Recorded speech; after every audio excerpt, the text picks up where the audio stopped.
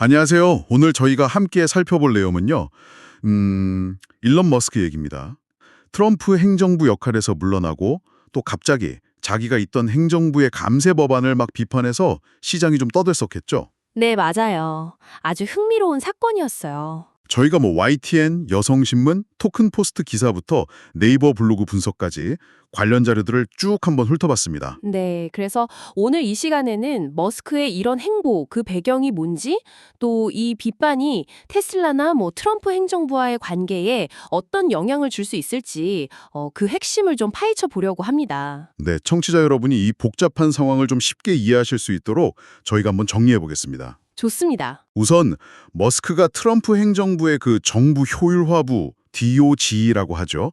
거기 책임자 자리에서 나왔다는 소식부터 시작해야겠네요. 네, 본인 X 계정에 직접 글을 올렸더라고요. 아, 직접요? 네, 그 DOG라는 게 사실 정부 예산 낭비 찾아내고 좀 효율적으로 운영하자 뭐 이런 취지로 머스크가 주도했던 거거든요. 그렇죠. 한 100일 정도 활동하면서 자그마치 1,750억 달러, 우리 돈으로 한 240조 원 정도 예산을 줄였다 이렇게 주장하기도 했고요. 와, 240조 원이요? 대단한 액수네요. 네, 그렇죠. 사실 머스크가 트럼프 대선 캠프에 돈도 꽤 많이 냈어요. 한 2억 5천만 달러, 3,400억 원 넘게 후원한 핵심 인물이기도 했고요. 그러니까요. 그렇게 가까웠던 인물인데 행정부에서 나오자마자 바로 이렇게 비판을 하고 나섰다는 게 정말 좀 의외인데요? 네, 맞습니다. 바로 그 지점이 이번 일의 핵심 같아요. 머스크가 최근에 미국 하원을 통과한 대규모 감세 법안 있잖아요. 네네, 알죠. 그걸 두고 재정 적자 키울 것 같아서 실망스럽다. 이렇게 아주 직격탄을 날렸습니다. 트럼프 대통령은 크고 아름다운 법안이라고 막 칭찬했었는데 말이죠. 네, 그걸 또 머스크가 클 수도 있고 아름다울 수도 있지만 둘 다는 될 수 없다. 이렇게 약간 비꼬듯이 말했죠. YTN 분석을 보니까 이게 머스크가 트럼프 행정부에 대해 내놓은 발언 중에 수위가 가장 높다. 뭐 이런 평가더라고요. 그 법안 내용이 제가 알기론 개인소득세랑 법인세 최고세율 낮추고 공제 늘려주는 거잖아요. 맞아요. 언뜻 보면 기업하는 머스크한테 유리할 것 같은데 왜 비판을 했을까요? 그게 표면적으로는 그럴 수 있는데 미 의회 예산국 CBO라고 하죠. 아, 예, 초당파적인 기관이죠. 네, 거기서 분석하기로는 이 법안 때문에 앞으로 10년 동안 나라 빚이 적게는 3조 3천억 달러에서 많게는 3조 8천억 달러까지 늘어날 수 있다는 거예요. 3조 달러 이상이요? 와, 정말 엄청난 액수네요. 그렇죠. 그러니까 민주당 쪽에서는 당연히 이거 부자들만 좋은 거 아니냐 이렇게 비판하고 있고요. 그렇군요. 그리고 여성신문 기사를 보면 머스크가 이전에도 행정부 내 다른 사람들이랑 뭐 관세 문제라든지 예산 문제, 심지어 국세청장 인선 같은 걸로도 좀 부딪혔다는 얘기도 있더라고요. 아, 단순 세금 문제만은 아닐 수도 있겠네요. 네, 그런 가능성도 제기되는 거죠. 뭔가 좀 더 복잡한 내부 사정이 있었을 수도 있다. 뭐 이런 추측입니다. 그렇군요. 이런 좀 복잡한 상황 속에서 머스크가 행정부에서 나왔다는 소식이 딱 전해지니까 테슬라 주가는 시간외 거래에서 5% 넘게 확 올랐어요. 네, 맞아요. 급증했죠. 머스크 본인도 이제 테슬라랑 스페이스X에 24시간 집중하겠다. 이렇게 선언까지 했고요. 시장은 왜 이렇게 바로 환호했을까요? 네이버 블로그 분석글 같은 걸 보면 몇 가지 이유를 꼽더라고요. 첫째는 투자자들이 볼 때 머스크가 너무 정치에 신경 쓰느라 네.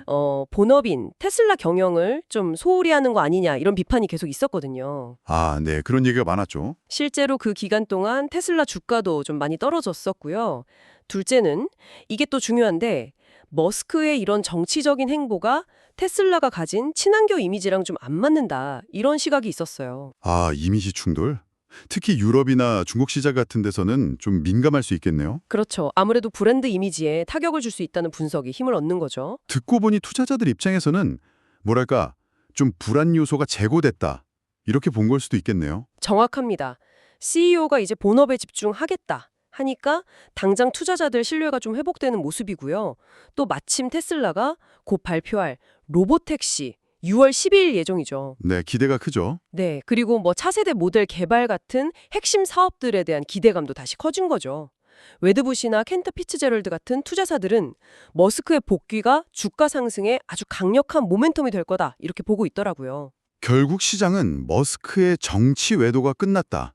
이 신호를 아주 긍정적으로 받아들였다. 이렇게 정리할 수 있겠네요. 네, 맞습니다. 딱 그렇게 볼 수 있겠죠. 자, 그럼 정리해보면 트럼프 행정부의 핵심 인사였던 머스크가 갑자기 정부 직책을 내려놓고 나와서는 행정부의 대표적인 감세 법안을 아주 강하게 비판했어요.